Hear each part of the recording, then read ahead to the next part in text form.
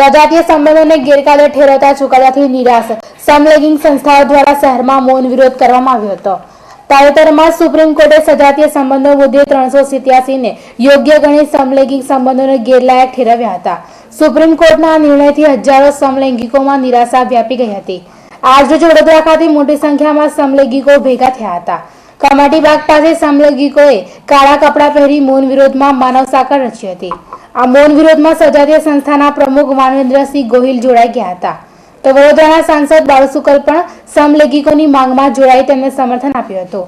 સમલૈંગિકોએ કમાટીબાગ પાસે વિરોધ સાથે આગળ કાયદેસર કાર્યવાહી થાય તેમ વાત કહી હતી। હાઈકોર્ટ દ્વારા જે વર્ડિક્ટ આવ્યું છે તેના અનુસંધાનમાં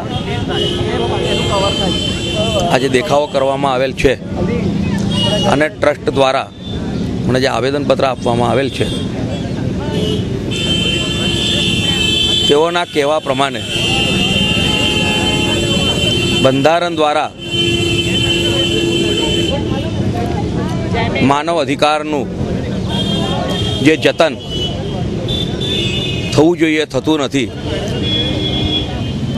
દરેક વ્યક્તિને પોતાના ઈચ્છા પ્રમાણે જીવવાનો જે અધિકાર છે અને પોતાની ઈચ્છા મુજબ જીવવાની જે સ્વતંત્રતા છે એ અધિકારનું હનન થાય છે। આ મુદ્દા ઉપર તેમણે આજે દેખાવો કરેલ છે। તેમને તેમના જે મુદ્દા છે તેમને મને આપેલા છે। આ મુદ્દાઓને ધ્યાનમાં લઈને યોગ્ય તે જગ્યા પર ચર્ચા કરીને આમાં કયા પ્રકારે રસ્તો નીકળી શકે છે એક સાંસદના હેસિયતથી હું પ્રયત્ન કરીશ। સેક્શન 377 ને લઈને જે સુપ્રીમ કોર્ટમાં જે ચુકાદો આવ્યો છે કે સમલૈંગિક સંબંધ એ ગુનો છે એના પ્રોટેસ્ટ માટે એક મૌન પ્રોટેસ્ટ અમે લોકોએ અહીંયા ગોઠવ્યું છે।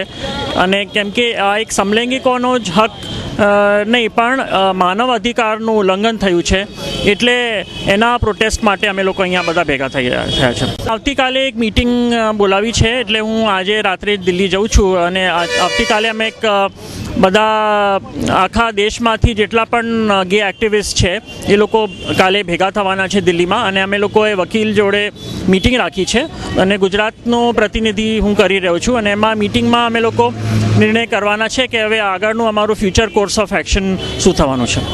કોઈ પણ ભેદભાવ નહીં રાખીને મેં એમને સપોર્ટ કરવાનો જાહેર કરેલું જે બાબતે મેં મારો સપોર્ટ એમને આપ્યો। કેટલી હદે સાચવવું સોરી કેટલા હદે એ લોકો જે અહીંયા આવી રીતે ઊભા છે તો માનવો જોઈએ એમનો આ વાત? હા 100% હું માનું છું કે ભારત દેશનું જે કોન્સ્ટિટ્યુશન છે ભારત દેશમાં જે કોન્સ્ટિટ્યુશનના લીધે જે વ્યક્તિઓને ભારત દેશના સ્વતંત્ર વ્યક્તિઓને જે અધિકારો આપવામાં આવે એ અધિકારોનું હનન ના થવું જોઈએ।